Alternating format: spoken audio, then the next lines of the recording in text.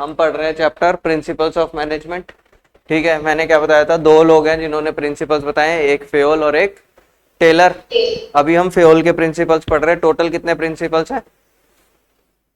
14 principles हैं। ठीक है, और फेयोल के प्रिंसिपल्स को प्रिंसिपल्स ऑफ जनरल मैनेजमेंट या प्रिंसिपल्स ऑफ मैनेजमेंट कहा जाता है। तो आपको जब भी क्वेश्चन आएगा प्रिंसिपल पहचानो, इसका मतलब आपको फेयोल का प्रिंसिपल पहचानना होगा। ठीक है, हम कौन कौन से प्रिंसिपल्स कर चुके हैं? सबसे पहला प्रिंसिपल हमने किया था division of work, right. Division of work principal क्या कहता है? डिवीजन ऑफ वर्क प्रिंसिपल कहता है काम को छोटे छोटे टुकड़ों में बांट देना चाहिए, उससे एफिशिएंसी आती है, रिपीटेशन होता है और बंदा स्पेशलाइज्ड हो जाता है एक ही काम को करते करते हुए। ठीक है ना। तो इसके सारे कीवर्ड्स क्या क्या हैं? इसके कीवर्ड्स हैं smaller task, specialist, speed, accuracy, perfection, repetitive task.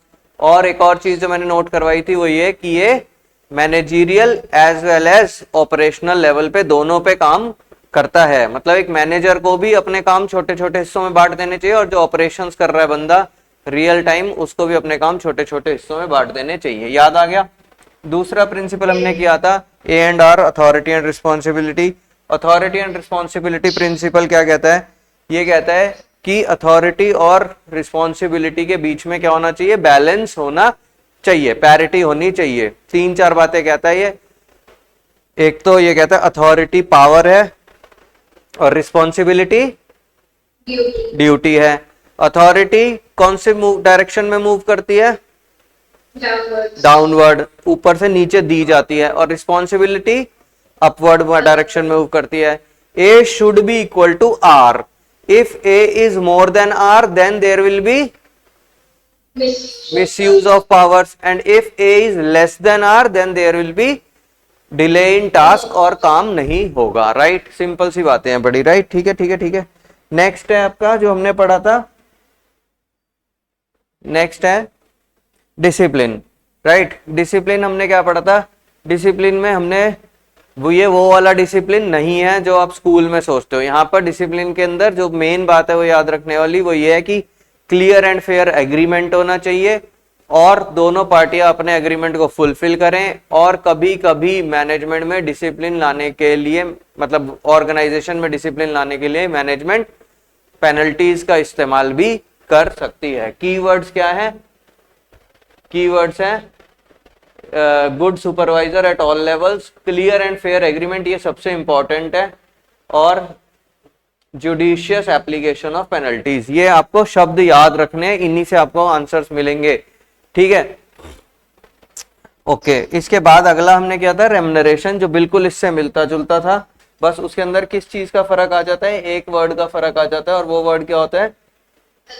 Agreement. ठीक है, तो आपको बिल्कुल मिलती जुलती केस स्टडीज मिलेंगी रेम्युनरेशन की और इसकी। Right, remuneration of employees according to this principle overall pay must be equitable, justifiable, right, should be fair to both employees and employers. इसके कीवर्ड्स अलग हैं। इसके कीवर्ड्स क्या है? Remuneration as per from worker point of view से देखें तो standard of living के हिसाब से होना चाहिए, इंडस्ट्री स्टैंडर्ड्स के हिसाब से होने चाहिए, क्लियर एंड फेयर होने चाहिए, जितना काम किया उतने होने चाहिए, राइट, जस्ट एंड इक्विटेबल होने चाहिए, government norms, standard of living, industry standard. और अगर कंपनी के पॉइंट ऑफ व्यू से देखें तो with in the paying capacity of the company होने चाहिए। इसके अंदर भी जो आपको मैक्सिमम केस स्टडी है, मैं अपने एक्सपीरियंस से बता रहा हूँ, अभी तुमने तो आगे की जिंदगी देखी नहीं है ना, जिंदगी मतलब आगे का चैप्टर जैसे जैसे देखोगे तब समझ में आएगा, लेकिन मैं अपने एक्सपीरियंस से तुम्हें बता रहा हूँ क्योंकि मैं तो 2 साल से पढ़ा रहा हूँ। राइट, तो तुम जब इसकी केस स्टडीज देखोगे ना तो तुम्हें इसकी सारी केस स्टडीज ना वही मिलेंगी जो डिसिप्लिन वाली में मिलेंगी, बस यहाँ पर आपको प्रॉमिस वर्ड मिसिंग मिलेगा। राइट, तो रेम्युनरेशन हो जाएगा इसका आंसर। ठीक है, जैसे यहाँ पर है, if a company has earned higher profit then it must share some of its part with the employees. तो ये एक जेन्युइन ड्यूटी बता रखी है, यहाँ कोई एग्रीमेंट नहीं था, तो यहाँ डिसिप्लिन नहीं है, यहाँ पर रेम्युनरेशन आता है। राइट, की करना चाहिए। ठीक है जी, ये प्रिंसिपल्स हो गए। अब अगला प्रिंसिपल पढ़ते हैं हम। सिंपल सिंपल पहले करा रहा हूँ। राइट, सिंपल सिंपल से प्रिंसिपल्स पहले करा रहा हूँ। चलो ये वाला करो, इससे अगला बहुत ही सिंपल है, सेंट्रलाइजेशन एंड डिसेंट्रलाइजेशन। ठीक है, इसके बारे में हम बहुत डिटेल में पढ़ेंगे ऑर्गेनाइजेशन के चैप्टर में, यहाँ पर थोड़ा सा है, तो जब हम ऑर्गेनाइजेशन में जाएंगे तो वापस आके याद दिलाऊंगा। ध्यान से सुनो, सेंट्रलाइजेशन और डिसेंट्रलाइजेशन का मतलब होता है ये बिल्कुल अथॉरिटी एंड रिस्पॉन्सिबिलिटी जैसा ही है, सिर्फ कीवर्ड्स आपको समझने पड़ेंगे। सेंट्रलाइजेशन का मतलब होता है एक ऐसी ऑर्गेनाइजेशन जहां पर सारी डिसीजन मेकिंग पावर्स, कीवर्ड क्या है, डिसीजन मेकिंग, जहां पर सारी decision making powers top management ने अपने पास रखी हुई होती है, राइट, उसको बोलते हैं सेंट्रलाइज्ड ऑर्गेनाइजेशन। समझ में आई बात? जैसे कोई भी डिसीजन लेना है तो टॉप मैनेजमेंट ही लेगी। उससे होता क्या है, उससे एक तो डिले होता है डिसीजन मेकिंग में, कि मतलब जब सब कुछ ही मुझे डिसाइड करना है तो भाई मैं तो बहुत सारी जगह ऑक्यूपाइड हूं ना, तो जब मुझे टाइम मिलेगा तब मैं तुम्हारी बात पे डिसीजन ले पाऊंगा, राइट। तो एक तो डिले होता है डिसीजन मेकिंग में, क्योंकि टॉप मैनेजमेंट बहुत सारी चीजों में उलझी होती है। दूसरा, जो लोअर लेवल मैनेजमेंट होती है उसके अंदर एक इनसिक्योरिटी का सेंस आता है कि यार हम पे भरोसा ही नहीं करते हैं, हमें कोई काम ही नहीं, डिसाइड ही नहीं करने देते। समझ में आ रही बात? सपोज करो तुम्हारा घर ही है, अब तुम बड़े हो गए हो, तुम्हारे घर वाले भाई तुम्हें ये तक ना चूज करने दें कि कौन सी गाड़ी लेनी है, सारी डिसीजन मेकिंग पावर उनके पास ही हो, राइट। जैसे तू है भाई, तेरे को सब पता है, तू बड़ा प्रो है, गाड़ियों के बारे में बड़ा जानकारी रखता है, लेकिन वही डिसाइड करेंगे सारी चीजें, कौन सी गाड़ी लेनी है। चल वो मैं कहता हूँ वो भी डिसाइड कर ले कौन सी गाड़ी, भाई कौन सा कलर लेना है वो भी बच्चों की चॉइस का नहीं ले रहे, तो होगा क्या उससे? तुम्हारे मन में तुम जब गाड़ी लेने जाओगे तो किस शक्ल, कैसी शक्ल बना के जाओगे? अरे ले लो यार, जो लेना है ले लो, हमसे क्या पूछ रहे हो, ठीक है। हाँ, तुम्हारे घर वाले खुशी मना रहे होंगे, तुम ऐसे मुंह सड़ा के गाड़ी में बैठे होंगे, ना तुम्हारी चॉइस की आई ना तुम्हारे कलर चॉइस का आया, फिर तुम कह रहे हो उसमें ये वाला स्टीरियो लगाओ, तुम्हारे पिताजी खुद अपनी डिसीजन मेकिंग लगा रहे हो, उसमें भी कोई और तुम्हारा घटिया सा स्टीरियो लगा लाए, तो तुम्हारा क्या होगा, हर टाइम मूड ही खराब रहेगा तुम्हारा, धीरे धीरे कलेश चलता रहेगा घर में, राइट। और यही अगर तुम्हें डिसेंट्रलाइजेशन दे दी जाए तो तुम्हारे अंदर फिर से क्या आएगा, सेंस ऑफ बिलीफ आएगा, यार देखो मेरे ऊपर भरोसा करके ये डिसीजन मुझे लेने को बोला गया है। आ रही बात समझ में? होना क्या चाहिए सर, सेंट्रलाइज्ड होनी चाहिए कि डिसेंट्रलाइज्ड होनी चाहिए? फिर से वही वाली बात होनी चाहिए, क्या, बैलेंस्ड। कोई भी ऑर्गेनाइजेशन ना तो पूरी तरह से सेंट्रलाइज्ड होती है और ना पूरी तरह से डिसेंट्रलाइज्ड होती है, या होनी चाहिए बोल सकते हैं, राइट। आपको हर डिसीजन में छोटे बच्चों पे भी नहीं डाल सकता, राइट, एम्प्लॉइज पे भी नहीं डाल सकता, या लोअर लेवल मैनेजमेंट पे भी नहीं डाल सकता। कुछ डिसीजन मेकिंग पावर मुझे अपने पास ही रखनी पड़ेंगी जो बहुत ही सीरियस होंगी, राइट।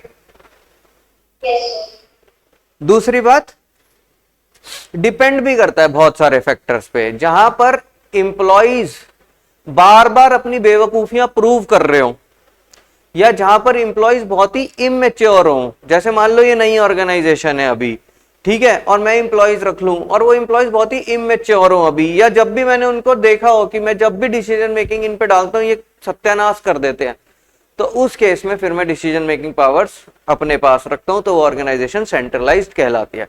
और जहां के एम्प्लॉइज एक्सपीरियंस्ड हो चुके होते हैं, प्रो हो चुके होते हैं, जैसे मान लो तुम्हारे स्कूल में है तो मैं देख रहा हूं भाई ये टीचर्स प्रो हो चुके हैं, तो मैं इनको अपने हिसाब से कोर्स मैनेज करने देता हूं कि भाई तुम करा लो, मुझे पता है ये सितंबर अक्टूबर तक निपटा देंगे। एक हुआ भाई मैंने टीचर्स पे छोड़ दिया, चला पेपर आ गए, कोर्स ही नहीं खत्म हो रहा, तो वहां पर सेंट्रलाइजेशन की जरूरत। वो कब होगा, जब मैंने नौसिखिए टीचर्स रखे हुए होंगे जिनको आता ही नहीं होगा कोर्स कराना, राइट। समझ में आई बात? अच्छा, इसका की वर्ड ही सिर्फ डिसीजन मेकिंग है, याद रखना। देखो, according to this principle there should be proper balance between centralisation and decentralisation in the organisation. Centralisation क्या होती है? Centralisation refers to concentration of decision making. माफ करो भाई, डिसीजन मेकिंग ही इसका कीवर्ड है, बस और कुछ नहीं है, ठीक है। Decision making authority with few people, सिर्फ टॉप मैनेजमेंट में कुछ लोग हैं जिनके पास डिसीजन मेकिंग पावर है। Whereas decentralisation refers to even distribution of authority at all the levels of management. Confuse मत होना, इवन डिस्ट्रीब्यूशन ऑफ अथॉरिटी है, अभी सिखाऊंगा कहां से कैसे पता लगेगा, तो ये अथॉरिटी एंड रिस्पॉन्सिबिलिटी नहीं है, right. There is a need to balance subordinate involvement through decentralisation. Subordinates की इन्वॉल्वमेंट को बैलेंस करना चाहिए, and managers retention to final authority through centralisation, ठीक है, इसमें कोई नहीं है। द डिग्री जो मैंने बताया कितना सेंट्रलाइज करना है, it depends on various factors, various factors पे डिपेंड करते हैं, सच एज एक्सपीरियंस जो मैंने अभी बताया, अगर एक्सपीरियंस्ड एम्प्लॉई है तो मैं ऑर्गेनाइजेशन में क्या ज्यादा कर सकता हूं, सेंट्रलाइजेशन की डिसेंट्रलाइजेशन, डिसेंट्रलाइजेशन, ठीक है। Experience of superior, ability of subordinates, size of the organisation. बच्चे अगर बड़ी ऑर्गेनाइजेशन है तो मुझे क्या करनी पड़ेगी, डिसेंट्रलाइजेशन करनी ही पड़ेगी। और छोटी ऑर्गेनाइजेशन है, मान लो मैं हूं एक टीचर और मैंने एक मैथ्स का टीचर रख लिया अपने यहाँ नौकरी पे, तो भाई फिर तो मैं कंसंट्रेशन भी कर सकता हूँ सेंट्रलाइजेशन की, मैं ही अपनी अपनी चलाता हूँ क्योंकि मेरा सेंटर है, सब कुछ मेरा ही है। अगर आपका स्कूल है, बड़ा स्कूल है, बड़ी ऑर्गेनाइजेशन है, तो आपको डिसेंट्रलाइजेशन करनी पड़ेगी। अकेला बंदा कब तक जूझता रहेगा हर चीजों में, ठीक है। Generally large organisation have more decentralisation than smaller organisations. Too much centralisation, अगर आप बहुत ज्यादा अपने पास रखोगे चीजों को, leads to delay in work, भाई काम अटका ही रहेगा, राइट। आप जैसे अपने घर की बात करो, पापा आपने उस बारे में कुछ सोचा, पापा बोलेंगे भाई अभी तो और बहुत काम है, तू अपना मुंह बंद रख जा, तो आपका नंबर कब आएगा भगवान ही जाने, राइट। छोटी सी बात है आपकी, मगर आपका नंबर ही नहीं आ रहा, तो डिले इन डिसीजन मेकिंग हो रहा है, ठीक है। एंड कंप्लीट डिसेंट्रलाइजेशन अगर कर दी जाए, leads to loss of control of top management, तो भाई टॉप मैनेजमेंट तो अपना कंट्रोल ही लॉस कर देगी, फिर तो तुम किसी की सुनोगे ही नहीं, right. So an optimum balance should be maintained according to the needs of organization, right। कोई रूल नहीं है कितना करना है, लेकिन आपको अपनी ऑर्गेनाइजेशन की नीड के हिसाब से इसके बीच में ऑप्टिमम बैलेंस बना करके रखना पड़ता है, ठीक है। ये एग्जांपल बेकार है, इसमें आगे चलते हैं। देखो अब केस स्टडीज पढ़ते हैं जरा। एक सेकंड रुकना, एक सेकंड रुको जरा। पहले केस स्टडी पढ़ने से पहले ये देखते हैं कि इससे पहले वाली केस स्टडीज कहां पे थी, उसके बीच में कौन सा प्रिंसिपल है।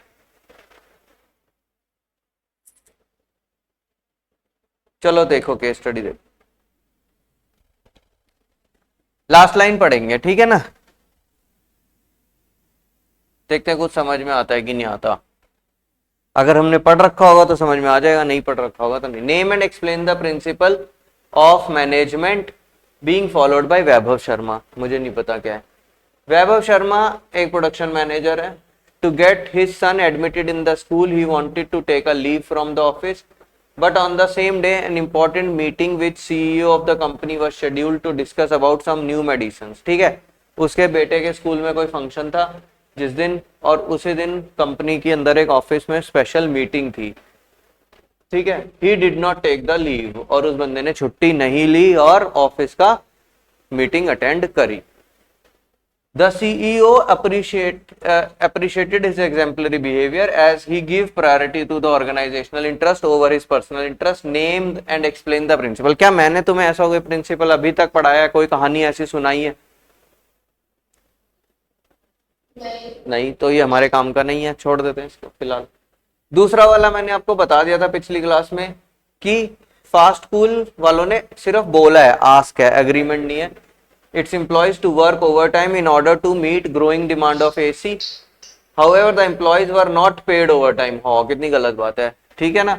As a result the employees always felt dissatisfied and it lead to unhealthy relationships between employees and management. बताओ कौन सा प्रिंसिपल इन्होंने नहीं फॉलो किया? Remuneration, right. ये डिसिप्लिन वाला नहीं है। नेक्स्ट, मिस्टर प्रकाश चोपड़ा, देखो identify and state the management principle. Management principle मतलब फेल का प्रिंसिपल वायलेटेड। क्या काम है इनका? Leather bags manufacturing company retains complete authority over all the activities of the business, no decision making power. ये रहा keyword भाई, देख रहे हो, यहां से कंप्लीट अथॉरिटी से ये अथॉरिटी एंड रिस्पॉन्सिबिलिटी नहीं बन जाएगा, ध्यान रखना। अथॉरिटी एंड रिस्पॉन्सिबिलिटी में आपको कुछ ऐसा दे रखा होगा कि बंदे को अथॉरिटी तो दी थी, रिस्पॉन्सिबिलिटी नहीं दी, उसको ताला खोलने के लिए उसके पास चाबी नहीं थी, ये नहीं था, वो नहीं था। ऐसे क्वेश्चन आपको मिलेंगे अथॉरिटी एंड रिस्पॉन्सिबिलिटी के अंदर, ठीक है ना, कि रिस्पॉन्सिबिलिटी कैसे पूरा करे जब उसके पास अथॉरिटी ही नहीं है। इसके अंदर आपको कीवर्ड मिलेगा डिसीजन मेकिंग पावर।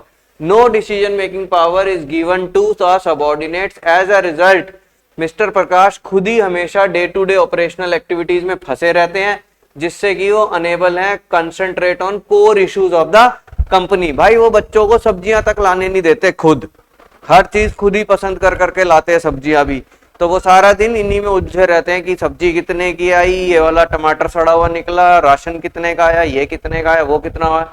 तो वो कोर मैटर्स में तो कभी काम घुस ही नहीं पाते, right. Identify and state the management principle violated, बोलो कौन सा है? सेंट्रलाइजेशन एंड डिसेंट्रलाइजेशन, ठीक है।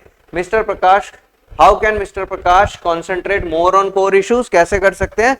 Bye decentralisation, it means they can transfer some decision making powers to lower level of management. आ रही है बात समझ में?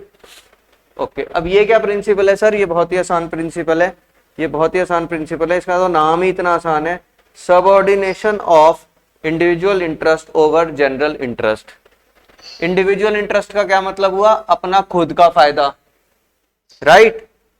और जनरल इंटरेस्ट का मतलब क्या हुआ? ऑर्गेनाइजेशन का फायदा, राइट। अपना खुद का इंटरेस्ट मतलब मेरा किस चीज में इंटरेस्ट है, तो इसको बोलते हैं इंडिविजुअल इंटरेस्ट। और जनरल इंटरेस्ट मतलब पूरी ऑर्गेनाइजेशन का किस चीज में इंटरेस्ट है, यानी ग्रुप गोल्स। और सबऑर्डिनेशन का मतलब क्या है? नीचे रखना। तो आप किसको नीचे रखोगे? अपने इंटरेस्ट को या सब ऑर्गेनाइजेशन के इंटरेस्ट को नीचे रख दोगे? तो बस सिंपल है, ये तो बहुत ही सिंपल सा प्रिंसिपल है। क्या? According to this principle interest of organisation as a whole must prevail over the interest of individual of employees. तो बताओ, उस बच्चे, उस इंसान के स्कूल के बच्चे का, उस इंसान के बच्चे के स्कूल में फंक्शन था और उस बंदे ने अपना पर्सनल इंटरेस्ट छोड़ करके कंपनी की जो मीटिंग थी वो अटेंड करी, तो कौन सा प्रिंसिपल था वहां पर? ये वाला प्रिंसिपल था। इसके जितने भी क्वेश्चन आपको मिलेंगे उसमें ऐसा ही आपको क्वेश्चन मिलेगा, फलाने बंदे को शादी में जाना था, फलाने बंदे का बच्चा बीमार था, फलाना बंदा ये, फलाना बंदा वो, और उस बंदे ने, दोनों तरीके के क्वेश्चन मिलेंगे। अगर उसने अपना पर्सनल काम छोड़ करके ऑर्गेनाइजेशन की मीटिंग ज्वाइन की होगी तो आपको क्वेश्चन में आएगा विच प्रिंसिपल ही फॉलोड।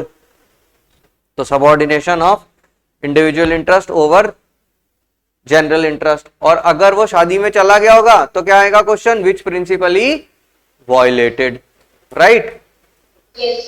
ठीक है जी। In the organisation every individual has his own interest, हर बंदे का अपना खुद का खुद इंटरेस्ट होता है। And company has got its own interest, ठीक है। कंपनी के अपने अलग ऑब्जेक्टिव्स है, बंदे के अपने अलग ऑब्जेक्टिव्स हैं, ठीक है। इसमें इस तरह की भी और भी स्टोरीज मिलती है कि एक बंदा, जब कंपनी टफ टाइम्स से जा रही थी, जब कंपनी टफ टाइम्स से गुजर रही थी, तब वो हल्ला मचा रहा था, मेरी सैलरी बढ़ा दो, मेरी सैलरी बढ़ा दो, मेरी सैलरी बढ़ा दो। तो ये भी एक आपको इसके अंदर क्वेश्चन मिल सकता है कि वो बंदा अपने इंटरेस्ट को कंपनी के इंटरेस्ट से ऊपर रख रहा है। जबकि जैसे इस टाइम नहीं है, तुम्हें पता होगा मोदी जी ने क्या बोला है कि गोल्ड मत खरीदो, पेट्रोल और डीजल जरा सोच समझ के इस्तेमाल करो, राइट। और भाई ऐसे में मैं घूमे चले जाऊं, रोड ट्रिप्स मार रहा हूं, ये कर रहा हूं, तो मैं क्या कर रहा हूं? अब मैं अपना पर्सनल इंटरेस्ट जो है देश के इंटरेस्ट से ऊपर रख रहा हूं, राइट। तो वो वाला क्वेश्चन भी आपको इसमें मिल सकता है कि एक बंदा जो है वो लगा, ये लिखा हुआ ही है देखो, इट मस्ट बी रिमेम्बर्ड, नहीं ये नहीं है, आगे पढ़वाऊंगा क्वेश्चन में, ठीक है। कि कंपनी का बुरा समय चल रहा है और ये बंदा जो है सैलरी सैलरी सैलरी का शोर मचाया जा रहा है और ऐसे में जॉब छोड़ने की धमकी दे रहा है, ठीक है, जबकि उसकी जरूरत है ऑर्गेनाइजेशन में। तो ऑर्गेनाइजेशन को मर पड़ के उसकी सैलरी बढ़ानी पड़ी, तो कौन सा इंटरेस्ट वायलेट हो गया? ये वाला प्रिंसिपल वायलेट हो गया, ठीक है। ऐसी स्टोरीज आपको मिलेंगी इन एन ऑर्गेनाइजेशन, ठीक है जी, हो गया। This principle demand that each individual should sacrifice his personal interest for achieving the companies objective, ठीक है ना। In all the situations companies interest will supersede, supersede मतलब ऊपर आएगा, the interest of any one individual. This is so because larger interest of various stakeholders like owner, shareholder, creditors, debtors, ये वो cannot be sacrificed for one individual or small group of individual. तो जो larger interest है company का towards the shareholders, towards the creditors, towards the banks, उसको sacrifice नहीं किया जा सकता सिर्फ एक बंदे की महत्वाकांक्षाओं की वजह से, right? In case individual interest and organizational interest differ, मान लो differ करते हैं, तो उस केस में बीच का कोई सॉल्यूशन निकालना चाहिए। It is the duty of management to reconcile them. If however if reconciliation is not possible then general interest must supersede. पहली बात तो बीच का रास्ता निकालना चाहिए, अगर नहीं निकलता तो भी फिर आपको कंपनी का इंटरेस्ट देखना चाहिए, भाड़ में जाए अकेले बंदे का इंटरेस्ट। ये बात हमें याद रखनी चाहिए कि अकेला बंदा तभी राइज कर सकता है when his organisation rises, right. हर टीम में मान लो क्रिकेट का मैच चल रहा है भाई, ठीक है, एक बंदा अपनी सेंचुरी के पीछे स्लो खेलना शुरू कर दिया उसने और टीम फाइनली मैच हार गई, राइट। कि भाई मान लो वो 95 पे आ गया, उसको 5 रन चाहिए बस जीतने के लिए, और अब क्या कर रहा है वो अपनी सेंचुरी के चक्कर में ना धीरे धीरे खेल रहा है सेफ होके, और उस चक्कर में टीम हार गई। तो क्या करा उसने, इस प्रिंसिपल को वायलेट किया। और अब हुआ क्या जब टीम हार गई भाई, कि टीम आगे सेमीफाइनल में भी नहीं पहुंच पाई, फिर उसके बाद फाइनल में भी नहीं पहुंच पाई, तो अल्टीमेटली कोई भी नहीं जीता, राइट। पूरी की पूरी टीम ही हार गई। और इस बंदे को आगे जो 3 या 4 मैचेस ये और खेलता जिसमें इसको दोबारा सेंचुरी बनाने का मौका मिलता, पैसा मिलता, शोहरत मिलती, वो इसने छोड़ दिया सिर्फ अपने पर्सनल इंटरेस्ट के। तो ये वाली लाइन यहाँ पर लिखी है, when organisation rises everyone rises. समझे, अगर आप अपने पर्सनल इंटरेस्ट के बारे में सोचोगे तो आप ज्यादा दूर तक लंबा चल नहीं पाओगे, right. A manager can ensure this principle through his behavior. For example, अच्छा ये बड़ी अच्छी चीज लिखी है कि मैनेजमेंट को ये जो प्रिंसिपल है ना, ये इंश्योर करना पड़ेगा पहले खुद के बिहेवियर से। मतलब ये कि अगर मैं मैनेजर हूं और मैं चाहता हूं कि सब लोग ऑर्गेनाइजेशन के लिए काम करें और ऑर्गेनाइजेशनल इंटरेस्ट को ऊपर रखें, तो सबसे पहला चेंज मुझे अपने अंदर लाना पड़ेगा कि मेरे घर में फंक्शन है और मैं जो है काम कर रहा हूं, राइट। तो फिर मैं दूसरों से भी एक्सपेक्ट कर सकता हूं कि वो काम करेंगे। जैसे कल मैंने क्लास छुट्टी करी थी, वो तुम्हें सबको पता है मेरे बच्चे की तबीयत खराब है, आज भी अभी मुझे उसको ले जाना है डॉक्टर के यहाँ पर, लेकिन क्योंकि तुम्हारी सिर्फ 2 ही क्लास होती है बीएसटी की, तो मैं आया ना यहाँ पर बीएसटी क्लास करके, अभी मैं घर भागूंगा, ठीक है ना। तो जब मैं खुद ये सेक्रीफाइस कर सकता हूं तभी मैं तुमसे भी उम्मीद करूंगा आगे चल के कि भाई कोई बात नहीं, अगर तेरी तबीयत खराब है तू ऑनलाइन ले ले। वरना तुम सीधा पलट के क्या बोलोगे, सर जब उस दिन आपके बेटे की तबीयत खराब थी आप नहीं भाग गए थे, तो आप हमसे क्यों एक्सपेक्ट कर रहे हो, राइट। आ रही बात समझ। और तुम तो मेरे स्टूडेंट्स हो, मान लो यहाँ पर मेरे साथ फेलो एम्प्लॉइज होते हैं मेरे, तो अगर मैं चाहता हूं उनमें से किसी के बच्चे की तबीयत खराब है या उनके किसी के स्कूल में, बच्चे के स्कूल में फंक्शन है और यहाँ दोपहर में क्लास है सैटरडे संडे, तो मैं अगर उन एम्प्लॉइज से चाहता हूं कि वो क्लास करें, तो पहले मुझे ऐसा एग्जाम्पल भी तो सेट करना पड़ेगा कि मेरे बच्चे के स्कूल में फंक्शन था फिर भी मैंने क्लास ली थी, राइट। समझ में आ रही बात। तो मैनेजमेंट को पहले अपना बिहेवियर खुद का चेंज करना पड़ता है, तभी मैं एक्सपेक्ट कर सकता हूं कि सबऑर्डिनेट भी मेरा ऐसा करेगा। A manager can ensure this principle through his behavior. For example, he should not misuse his powers for his own benefit at the cost of general interest.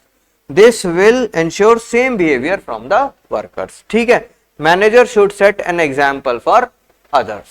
तो इसके अंदर कोई खास कीवर्ड नहीं है, मैंने आपको बता दिया है। ये बहुत ही आसान सी थ्योरी प्रिंसिपल होता है पहचानने के लिए, राइट।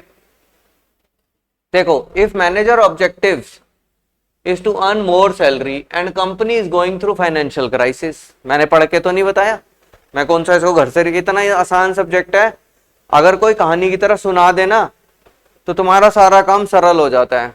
समझ में आई बात। मैंने पिछले 2 साल से कहानी सुना रहा हूं, मुझे पढ़ाते ही याद आ जाता है कि इसमें कौन सी वाली कहानी के क्वेश्चन आते हैं। यही तो लिखा है कि company is going through tough times, और ये बंदा अपनी सैलरी के चक्कर में लगा हुआ है and wants to cut down the expenses, then manager must sacrifice his interest. Manager can achieve this objective when organisation recover from financial crisis. जब ऑर्गेनाइजेशन रिकवर हो जाए तो 2 ही तरीके के क्वेश्चंस इसमें आपको मिलेंगे। एक तो ये वाला क्वेश्चन कि कंपनी फाइनेंशियल क्राइसिस से गुजर रही है और ये बंदा अपनी सैलरी की चाचा लगा रखे है इसने, और दूसरा क्या कि फलाने बंदे के घर में शादी थी, फलाने बंदे के स्कूल, बेटे के स्कूल में फंक्शन था और फिर उसने मीटिंग अटेंड करी या नहीं करी, राइट। क्लियर है।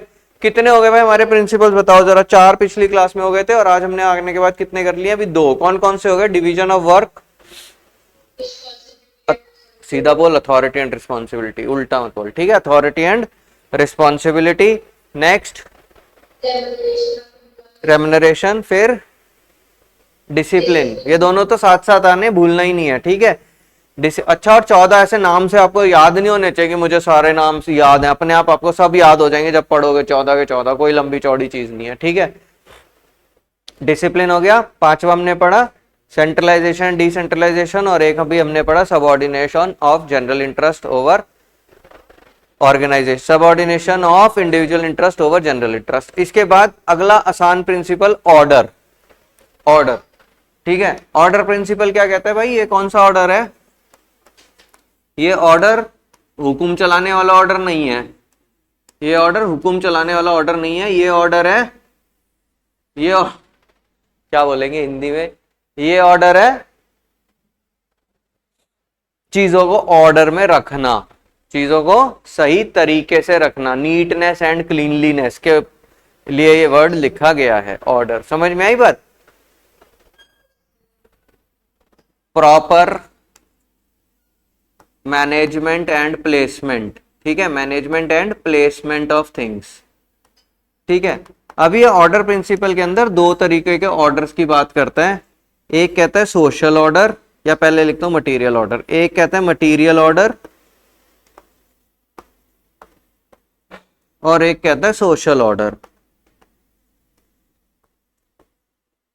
क्या मतलब हुआ?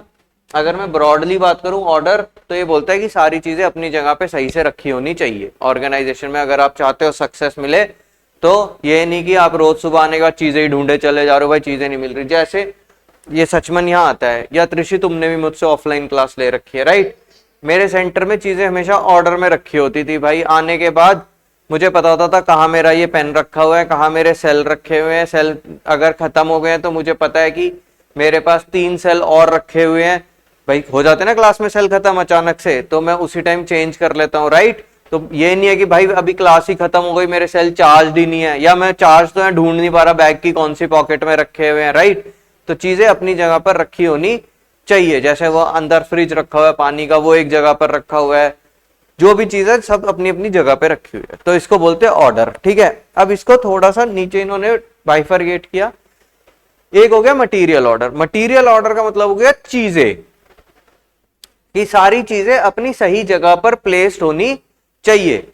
और दूसरा है सोशल ऑर्डर। सोशल ऑर्डर का मतलब है कि बंदे भी अपनी सही जगह पर प्लेस्ड होने चाहिए। इसका एग्जाम्पल क्या है? इसका एग्जाम्पल है, मान लो मेरी फैक्ट्री है, ठीक है सचवन, तू हमारी फैक्ट्री में वर्कर है मान ले, ठीक है, गाड़ियां बनाने का काम है हमारा, ठीक है, गाड़ियां मतलब हुंडई की वो है हमारी शोरूम सर्विस सेंटर, ठीक है। तू हमारा एम्प्लॉय, तू क्या करता है? गाड़ी सर्विस करता है, ठीक है भाई। तो पहली बात तेरे को अभी मोबिल ऑयल बदलना है मान ले गाड़ी का, तो पहली बात तो वो मोबिल ऑयल कहाँ रखा होना चाहिए? एक जगह पे उसके शेल्फ होनी चाहिए जहां से वो आएगा तेरे पास, ठीक है। दूसरा, क्योंकि तू वर्कर है तो तेरे पास तो अथॉरिटी नहीं है सीधा जाके मोबिल ऑयल थोड़ी उठा लेगा, तुझे स्टोर वाले से लिखवाना पड़ेगा कि भी मुझे 1 कैन मोबिल ऑयल चाहिए, राइट। स्टोर वाला ही गायब है भाई, यानी वो हमेशा अपनी सीट पे ही नहीं रहता, घूमता रहता है। तो सोशल ऑर्डर है? नहीं है। सोशल ऑर्डर मतलब रिलेटेड टू ह्यूमन बींग्स, कि चीजें भी अपनी जगह पे प्लेस होनी चाहिए और बंदे भी अपनी जगह पे मिलने चाहिए जिनसे आपको वो सामान लेना है। और सामान तो बड़ी सही जगह पे रखा हुआ है, उसकी चाबी ही नहीं है, बंदा ही नहीं है। मान लो तुम्हारे घर में, तुम्हें पता है आज मम्मी घर पे नहीं है, या मैगी कहाँ रखी हुई है तुम्हें पता है, राइट। अबे तुम निकाल ही नहीं सकते उस मैगी को, तो क्या करेगा उसको ऑर्डर? क्यों? जिस बंदे के पास उसकी चाबी या तो किसी को हैंड ओवर करके जाए या खुद वहां पर बैठा हो। आ रही बात समझ में? तो आपको दोनों तरीके के ऑर्डर फॉलो करने पड़ेंगे। कौन से 2 ऑर्डर्स? मटेरियल ऑर्डर और सोशल ऑर्डर। आ रही बात समझ में त्रिशी? यस। कौन सा प्रिंसिपल है ये बताओगे जरा यार को? नहीं, नाम, नंबर 10। तो 8 ये रहा, 9 ये रहा, 10 ये रहा, ठीक है। ऑर्डर, ये यहां पर ऑर्डर का मतलब कमांड, मैंने बोला था ना वो ऑर्डर वो वाला कमांड मैंने काट रखा है। यहां पर कमांड का मतलब नहीं ऑर्डर देना कि कमांड कर रहा हूं मैं। Systematic arrangement of men and material, systematic arrangement of men and material according to Fayol people and materials. ध्यान रखना दोनों चीजें आनी चाहिए, people and material must be in suitable places at appropriate time for maximum efficiency. चीजें भी होनी चाहिए और बंदे भी होने चाहिए, चीजें अपनी जगह पर भी होनी चाहिए, चीजें होनी भी चाहिए। समझ में आई बात? मतलब आपको हमेशा वेयर हाउस और अपना जो स्टॉक है वो कंप्लीट रखना पढ़ेगा, पता लग रहा है भाई आपका काम ही नहीं हुआ सारा दिन, क्यों?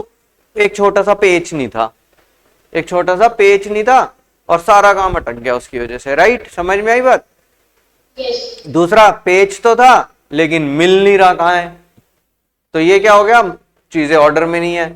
अभी पेज भी है, जगह भी पता है, लेकिन जिस बंदे ने वो पेज इशू करना है वो बंदा गायब है, किसी को बता के ही नहीं गया कि कहां पर रखा हुआ है और कैसे मिलेगा। आई बात समझ में? तो people and material must be in a suitable places at appropriate time. If there is a fixed place for everything and it is present there, अगर place fix है और वो चीज वहां है, then there will be no obstruction in the work, काम नहीं रुकेगा। Essentially it means orderliness. It will lead to increased productivity and efficiency. आप सामान ज्यादा भी बनाओगे और सस्ते में भी बनाओगे। There should be specific place or workshop for foreman so that he can be made easily contacted wherever necessary. बताओ ये क्या लिखा हुआ है? There should be a specific place or workshop for the foreman so that जब भी उससे बात करनी हो वो वहां पर कांटेक्ट किया जा सके। कौन सा ऑर्डर है, सोशल की मटेरियल? सोशल ऑर्डर है। अरे बंदे की बात हो रही बेटा, फोरमैन की, कि फोरमैन को एक प्रॉपर जगह देनी चाहिए बैठने के लिए और प्रॉपर वर्कशॉप होनी चाहिए उसके बैठने के लिए, जहां पर उससे जब मर्जी कांटेक्ट किया जा सके। तो ये कौन से ऑर्डर की बात हो रही है इस लाइन के अंदर? सोशल ऑर्डर के बारे में बात हो रही है, राइट? एडवांटेजेस क्या है? Efficient use of resources, no time wasted, smooth and systematic working. इसके अगर हम इसको वायलेट करेंगे तो लैक ऑफ डिसिप्लिन और इनएफिशिएंट यूज ऑफ रिसोर्सेज। ठीक है। Fayol emphasis on two types of orders, पहला मटेरियल ऑर्डर और दूसरा सोशल ऑर्डर। ठीक है। मटेरियल ऑर्डर मतलब certain place for everything and social order mean certain place for everyone. ठीक है, एवरी एम्प्लॉय। तो ये हो गया material order, certain place for everything, and social order is certain place for everyone. ठीक है। There must be appointed a place for every employee and every employee must be present at that space place. मतलब पहली बात तो उसको place दो बैठने के लिए, दूसरी बात उस प्लेस पे मिलना भी चाहिए। ये नहीं कि हर टाइम हांडता ही रहता है वो, राइट? हांडना समझता है, घूमता ही रहता है। समझ में आई बात? जैसे यहाँ रिसेप्शन है, समझ में आ रही बात? यहाँ रिसेप्शन है, वो लेडी बैठी रहती है ना गार्ड, तो उसके बैठने का एक प्रॉपर स्पेस है। कोई भी तुम्हें आफत है, कुछ है, तुम उसके पास जा सकते हो। अब तुम जाओ वो मिले ही ना, तुम जाओ वो मिले ही ना, तो ऐसे फिर ऑर्डर तो बना रखा है लेकिन वो फाइनली ऑर्डर फुलफिल नहीं कर रही वो, राइट? समझ में आ रही बात? तो ये प्रिंसिपल समझ में आ गया भाई? अब कितने हो गए हमारे? 7। ठीक है। अगला ढूंढते कोई आसान वाला। Equity, stability of personal. Okay, ठीक है। ऑर्डर से पहले स्केलर चेन है। मैं देख रहा हूँ केस स्टडी किस किस के ऊपर है, या लाइन से चलें? अब नहीं, लाइन से। अच्छा एक सेकंड रुको। डिवीजन ऑफ वर्क, चलो लाइन से चलते हैं। डिसिप्लिन तक हो गया था, 4th पे आते हैं। Unity of command. Unity of command का क्या मतलब है भाई? ये बहुत ही अच्छा प्रिंसिपल है।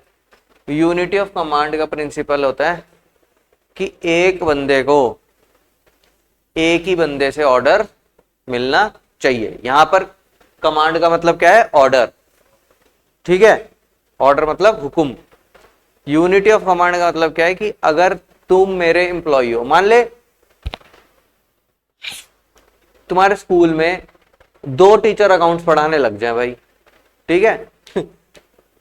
एक टीचर तो पार्टनरशिप से शुरू कर दे, पहले चैप्टर से, फंडामेंटल से, और दूसरी टीचर एडमिशन से शुरू कर दे, या वो भी छोड़, 3rd बुक जो हरी वाली है उससे शुरू कर दे, कैश फ्लो से। अब भाई तुम किसकी बात मानोगे?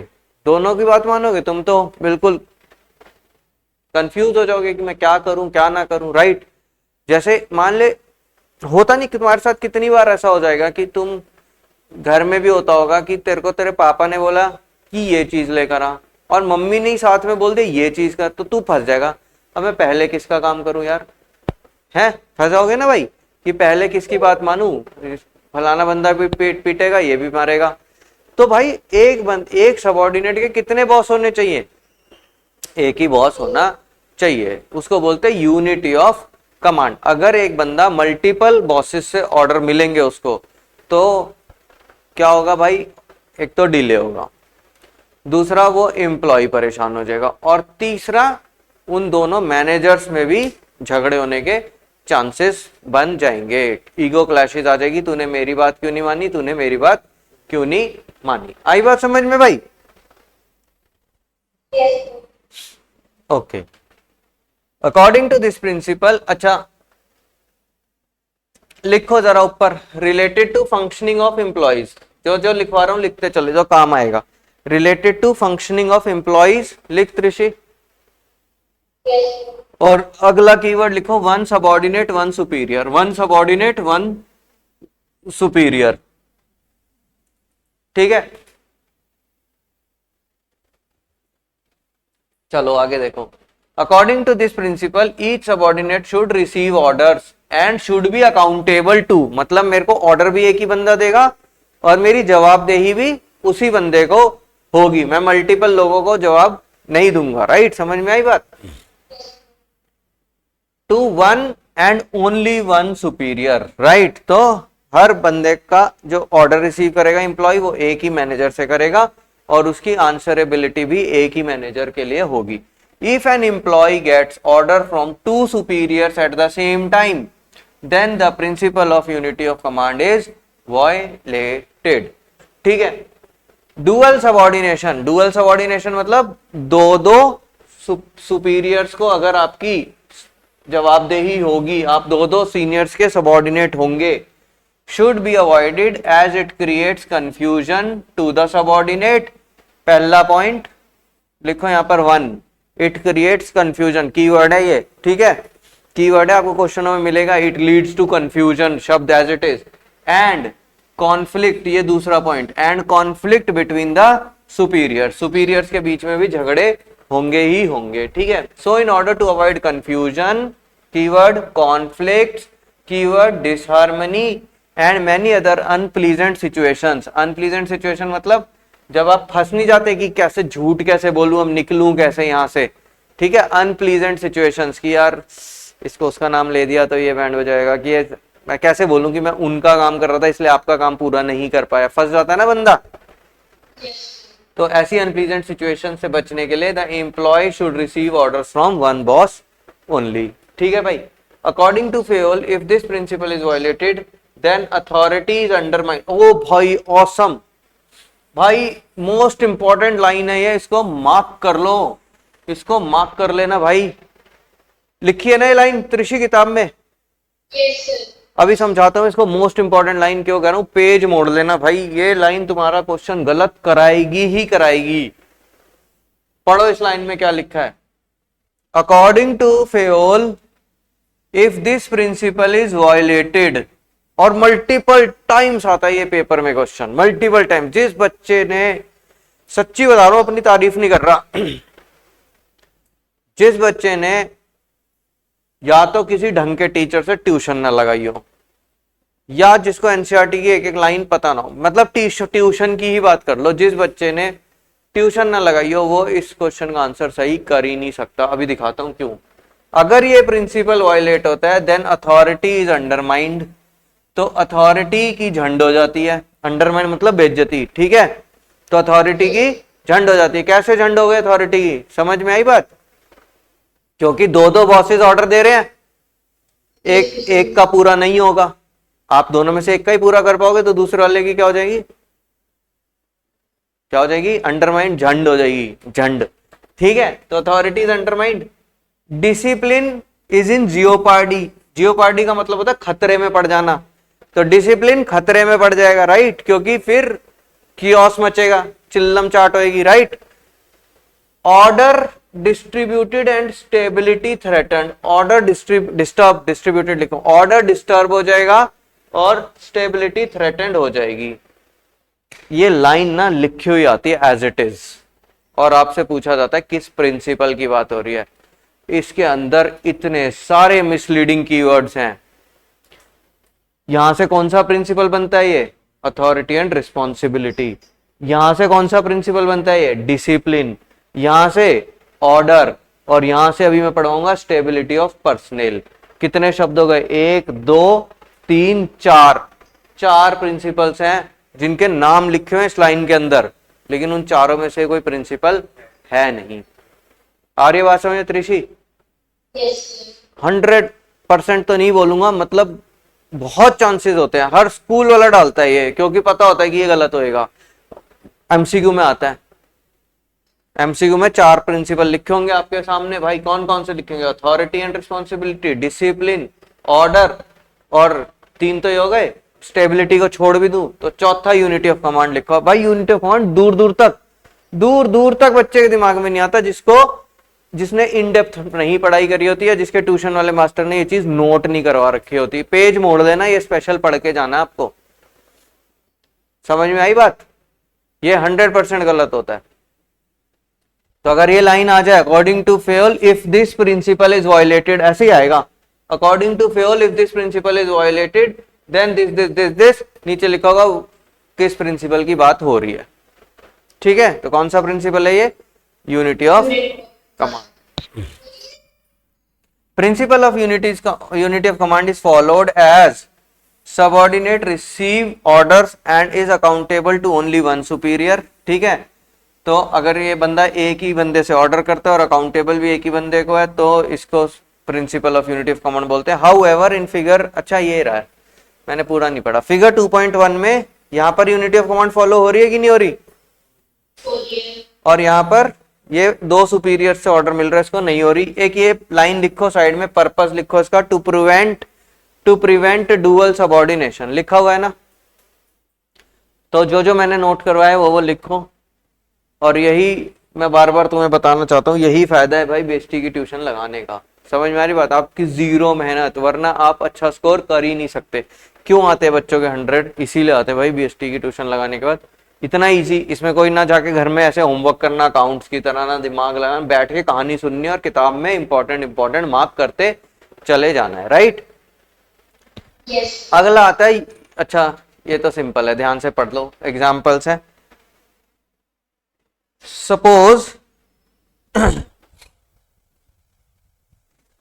Suppose marketing manager of a company allows the sales executive to grant 10% discount. भाई मार्केटिंग मैनेजर ने तो एम्प्लॉय को बोला कि आप 10% डिस्काउंट दे सकते हो, right?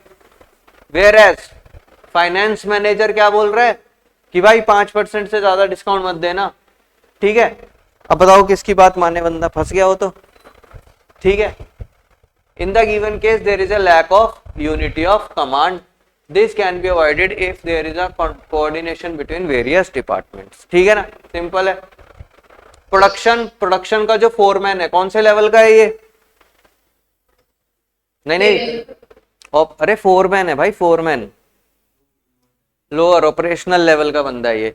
The production foreman of a company gets instruction from production manager, ये मिडिल लेवल का है। तो यहाँ पर इस बंदे को इसने ऑर्डर दिया कि यहाँ से ऑर्डर गया है, मैनेजर से ऑर्डर मिला है उसको, फोरमैन को, क्या? To increase the production due to over purchase of cloth, कि भाई ज्यादा खरीद लिया गया है माल गलती से, तो जो है थोड़ी प्रोडक्शन बढ़ा दी जाए, ओवर परचेज हो गई है कपड़े की। ठीक है, जबकि सेल्स मैनेजर क्या कह रहा है कि भाई थोड़ा स्लो करो क्योंकि मार्केट में इस वाली चीज का ट्रेंड ही नहीं है।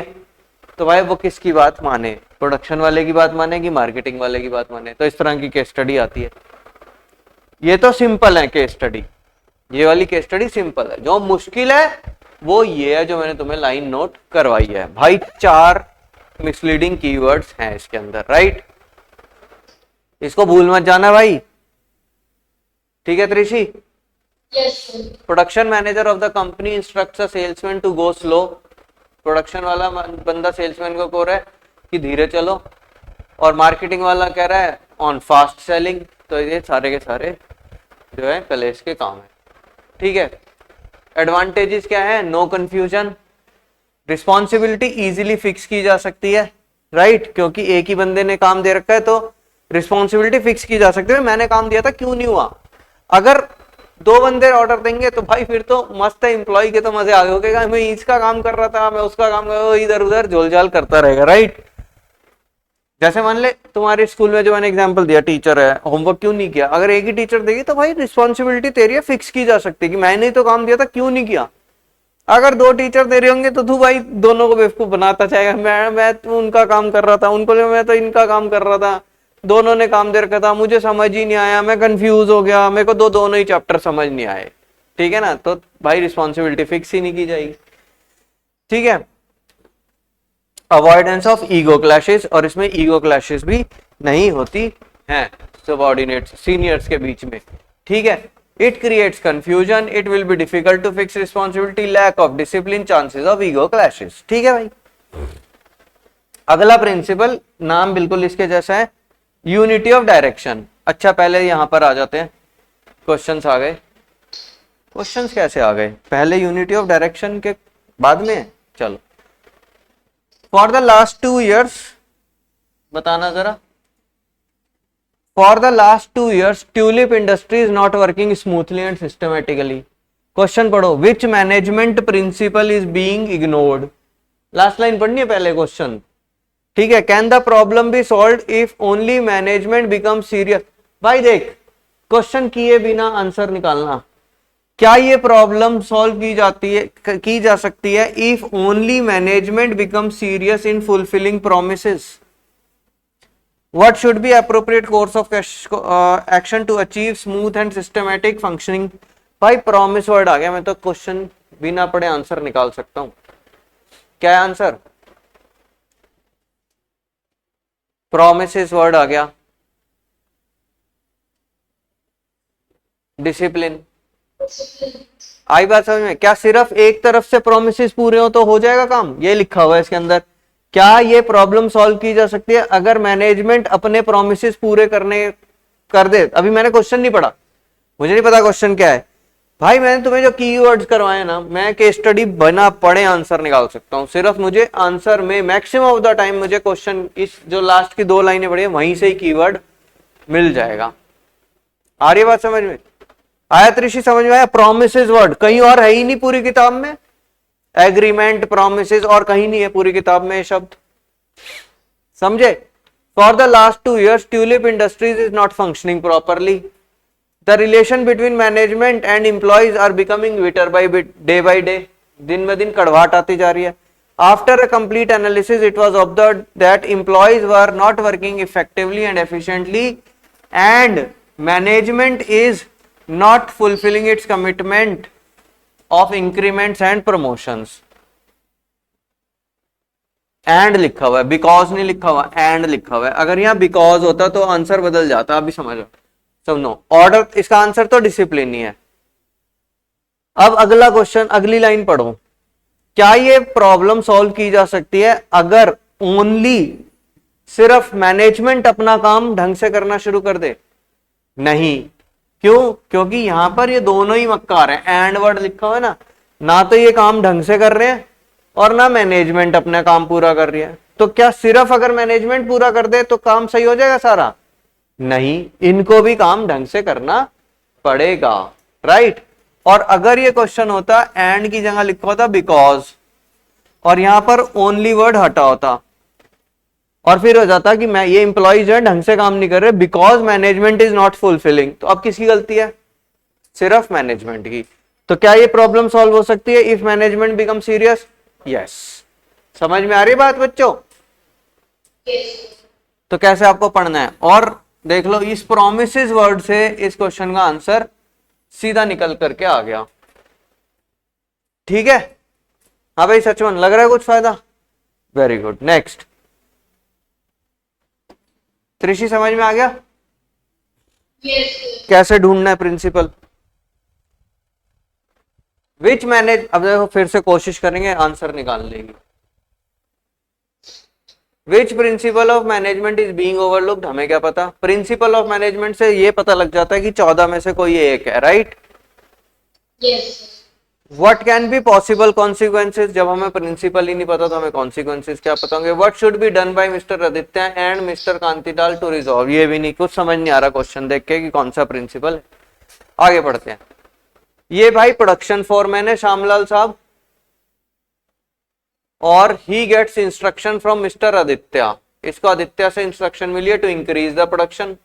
और on the other hand Kantilal ने इसको इंस्ट्रक्शन दिया to slow down the production. तो सिंपल सी बात है, यूनिटी ऑफ कमांड ब्रेक हो रहा है।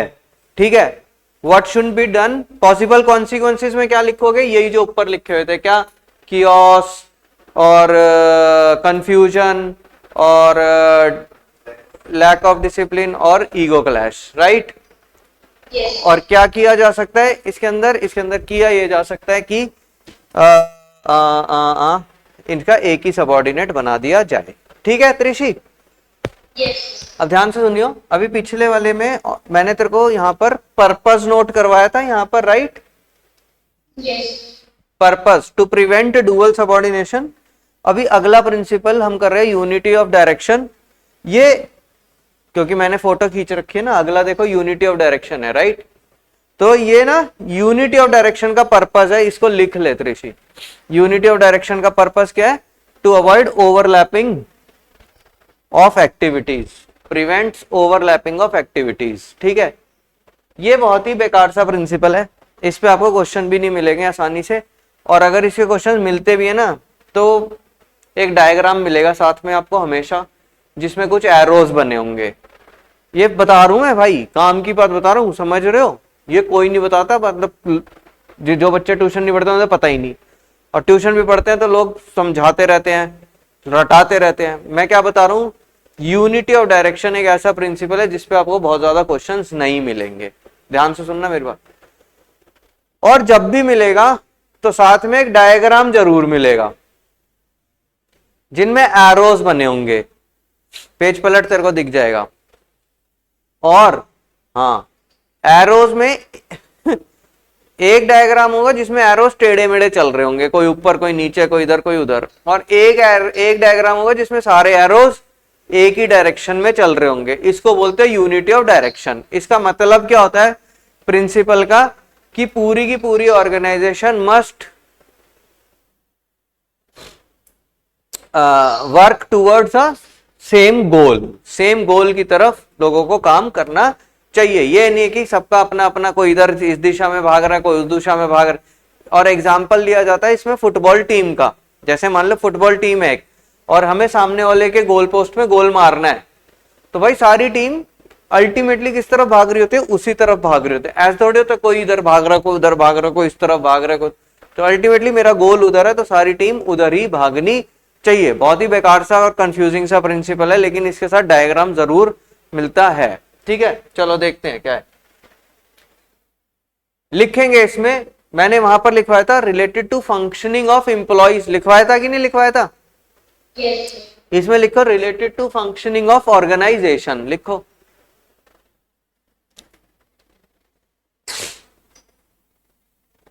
वहां पर मैंने लिखाया था one subordinate, one superior, one subordinate, लिखवाया था। yes. यहां पर लिखो one head one plan, one head one plan. पूरी ऑर्गेनाइजेशन का एक हेड होना चाहिए और पूरी ऑर्गेनाइजेशन का एक प्लान होना चाहिए।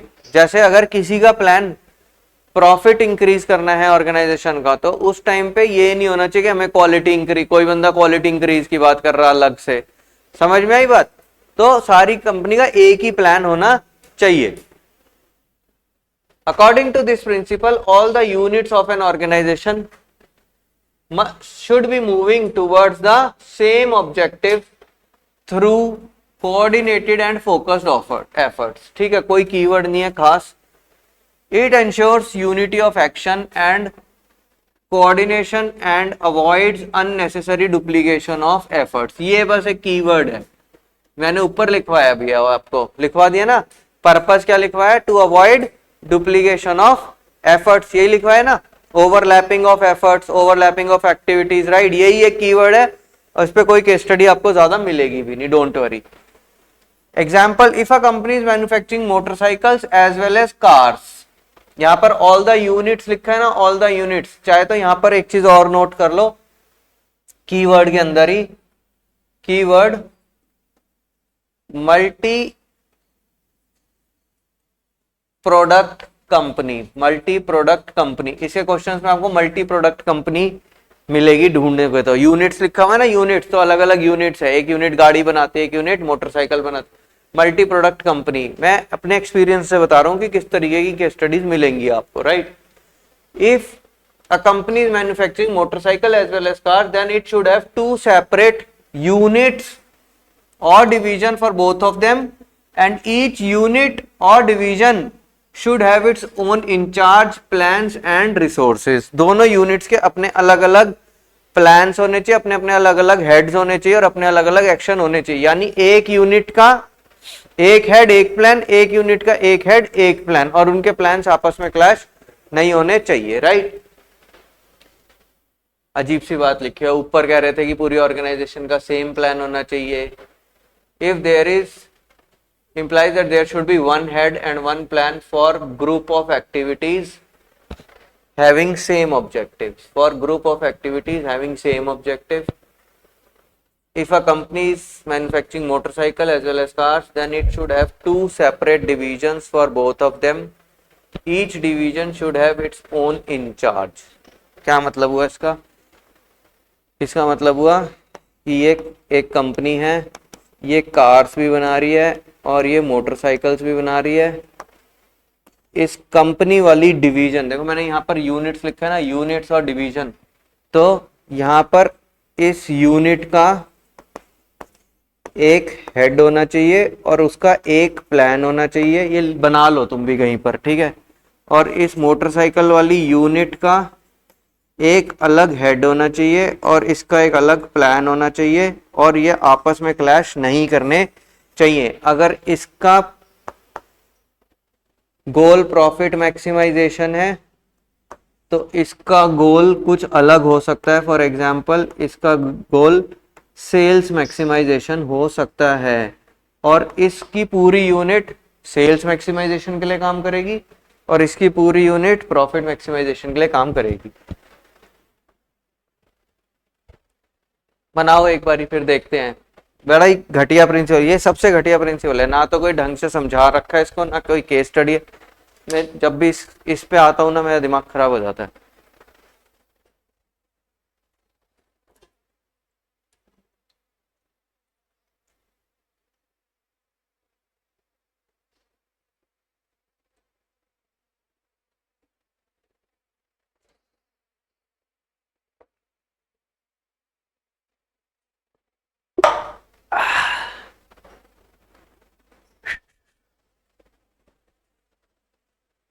ओ भाई कितना ठंडा हो गया पानी, नाक बंद हो गया। तो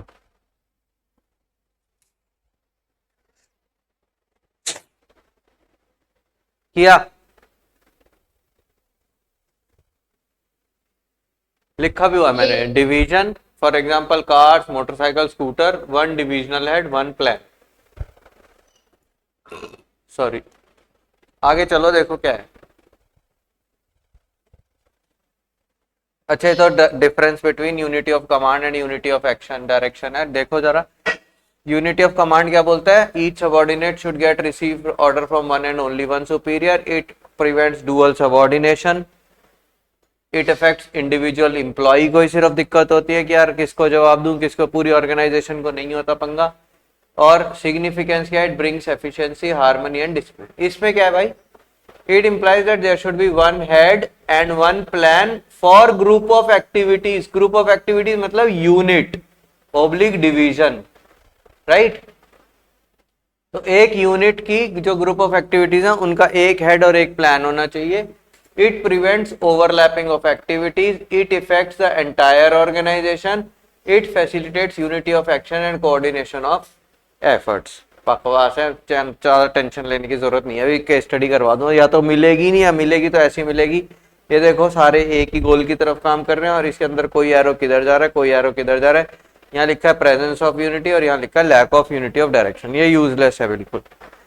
यूजलेस क्या है? मतलब जितना समझाना था मैंने समझा दिया, इसके अंदर इससे ज्यादा और कुछ मैं समझा सकता नहीं हूँ। बाकी अभी देखो केस स्टडी आएगी तो तुम्हें मिल जाएगी। ये हो गया सबऑर्डिनेशन, ठीक है। और तुम खुद ही देख लो, ये जहां तक के हमने प्रिंसिपल करे, राइट, सेंट्रलाइजेशन, डिसेंट्रलाइजेशन, इसके बाद जो तुम्हें केस स्टडी मिली थी ये वाली कौन सी थी? सबसे ऊपर वाली he did not take individual interest की, ठीक है।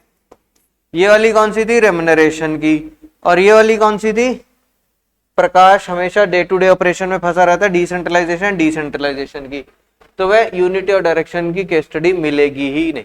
तो पीछे भी जाके जब मैं बैक क्वेश्चंस कराऊंगा तुम देखोगे कोई एक आधी केस स्टडी होगी और वो उसमें एरो बने होंगे, सबसे आसान होती है पहचाननी, समझे।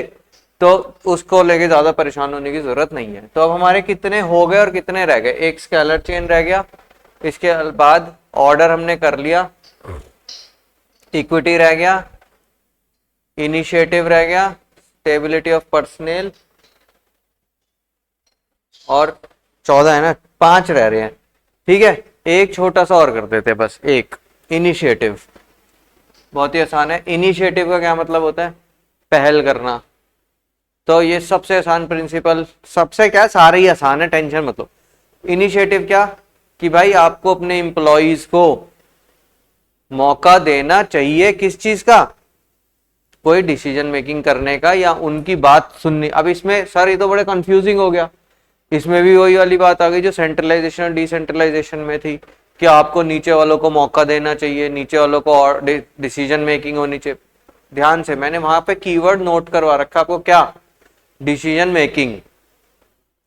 इनिशिएटिव का कीवर्ड मैं बता रहा हूं अभी बिना देखे। इनिशिएटिव के अंदर जो आपको क्वेश्चन मिलेंगे वो क्या मिलेंगे, कि एम्प्लॉय फलाना काम करके लाया और आपने उसकी तारीफ की, आपने उसकी बात को सुना, उसने सजेशन दिया, क्या वर्ड मिलेगा, सजेशन, और आपने उसके सजेशन को ध्यान से सुना, उसके सजेशन को माना, या सुनने के बाद उससे डिस्कशन किया और फिर रिजेक्ट किया। तो ये क्या है, इनिशिएटिव। इससे क्या होता है, एम्प्लॉय के अंदर कॉन्फिडेंस आता है और एम्प्लॉय अपनी बात को कहने की हिम्मत करता है। तो कीवर्ड आपको इधर मिलेंगे, देखो जरा क्या क्या मिलेंगे। अकॉर्डिंग टू दिस सजेशंस, मैंने ऊपर ही लिखा हुआ है, देखो सबसे ऊपर लिखा हुआ सजेशंस, इसका कीवर्ड है। आ रही बात समझ में, यहाँ पर डिसीजन मेकिंग नहीं है, बिल्कुल भी नहीं करना इसको, ये लगेगा वैसा ही, लेकिन यहां पर क्या है, सजेशंस, डिस्कशंस, सजेशंस, डिस्कशंस, इस तरह के सारे इसके कीवर्ड्स हैं। According to this principle, worker should be encouraged and given an opportunity, जो चीज मार्क कर रहा हूं मार्क करते जाना, to take some initiative in making and executing the plan. कहीं पर भी आपको डिसीजन मेकिंग शब्द मिलेगा ही नहीं। Fayol suggested that employees at all the levels should be encouraged to take the initiative. कोई कीवर्ड नहीं है। Initiative means taking the first step with self motivation and a source of strength for the organization. It is one of the traits. कोई खास बात नहीं है।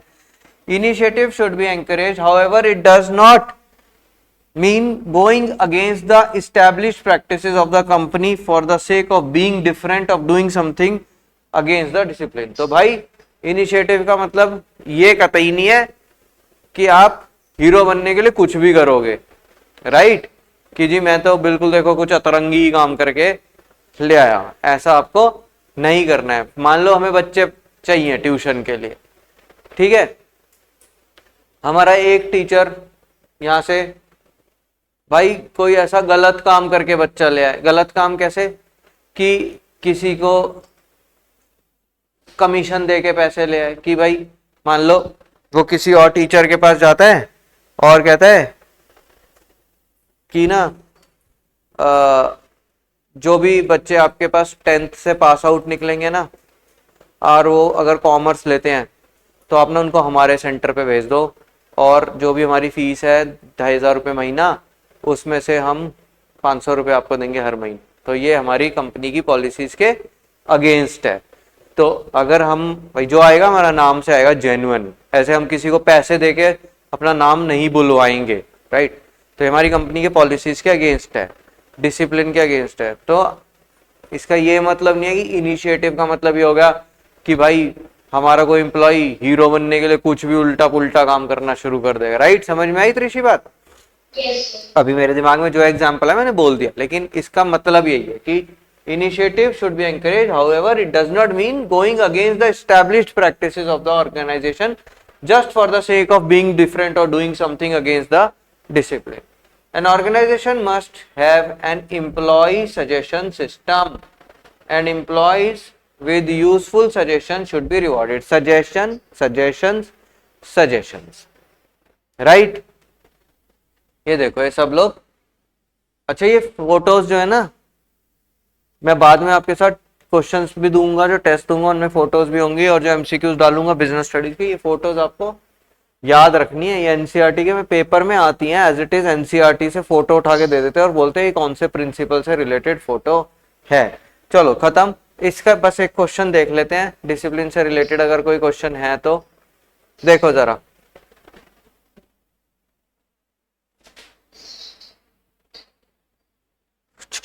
Which principle of management is being violated by the manager? What should have been the appropriate way of response by the manager? Right?